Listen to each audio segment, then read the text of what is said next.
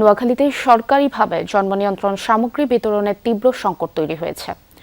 উপজেলা থেকে ইউনিয়ন পর্যায়ে সরকারিভাবে জন্ম নিয়ন্ত্রণ পিল, ইনজেকশন ও কন্ডম পাওয়া দুষ্কর হয়ে পড়েছে। ফলে অনাকাঙ্ক্ষিত গর্ভধারণের ঝুঁকি বাড়ছে। কর্তৃপক্ষ বলছেন, ক্রয় জটিলতায় এমন পরিস্থিতি তৈরি হয়েছে, তবে দ্রুত সমস্যা সমাধানের চেষ্টা চলছে। সিলন টি রপ্তানিতে শীর্ষে। প্রয়োজনের সময় জন্ম নিয়ন্ত্রণের উপকরণ না পেয়ে দুশ্চিন্তায় নোয়াখালীর বিভিন্ন এলাকার দম্পতিরা। বাজার ও সরকারি সরবরাহ দুই ক্ষেত্রেই সংকট দেখা দেয়ায় পরিবার পরিকল্পনা কার্যক্রম ব্যাহত হচ্ছে। বাড়ছে অনাকাঙ্ক্ষিত গর্ভধারণের শঙ্কা। ওনারা তো আসেই না, স্বাস্থ্যকেন্দ্রে গেলেও আমরা সেগুলো ঠিকমতো পাই না। পরিবার পরিকল্পনার যে সেবাটা দেয়, এই বড়িটা দেয়, এটা আমাদের এলাকায় বর্তমানে মহিলারা চিনেও না।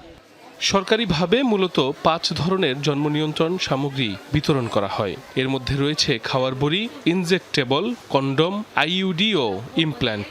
এর বেশিরভাগই পান অসচ্ছল প্রান্তিক পর্যায়ের মানুষ। তবে বর্তমানে সরবরাহ বন্ধ থাকায় দেখা দিয়েছে বিড়ম্বনা।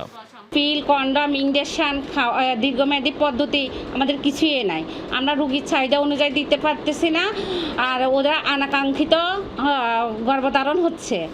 জেলা পরিবার পরিকল্পনা অধিদপ্তরের তথ্য অনুযায়ী 2024 সালের জুলাই থেকে কেন্দ্রীয়ভাবে ক্রয় বন্ধ থাকায় সংকট তীব্র হয়েছে। তবে দ্রুত সমস্যা সমাধানের চেষ্টা চলছে বলেও দাবি সংশ্লিষ্ট কর্মকর্তাদের। লজিস্টিক্সের যে স্বল্পতা, যেটা ক্রাইসিস যেটা রয়েছে, এটাও আশা করি আমরা কাটিয়ে উঠতে পারবো, কারণ কেনাকাটার প্রক্রিয়াটা অলরেডি চলমান রয়েছে। অগাস্ট মাসের মধ্যে আমরা আশা করি পিল, ইনজেক্টেবলস এবং কন্ডোমের ঘাটতিটা আমরা পূরণ করতে পারবো। গ্রামীণ জনগোষ্ঠীর একটি বড় অংশ সরকারি সরবরাহের ওপর নির্ভরশীল। তাই দ্রুত সময়ের মধ্যে সংকট নিরসন না হলে পড়তে পারে বিরূপ প্রভাব, এমনটাই মনে করেন সংশ্লিষ্টরা। সাইফ আহমেদ, যমুনা নিউজ।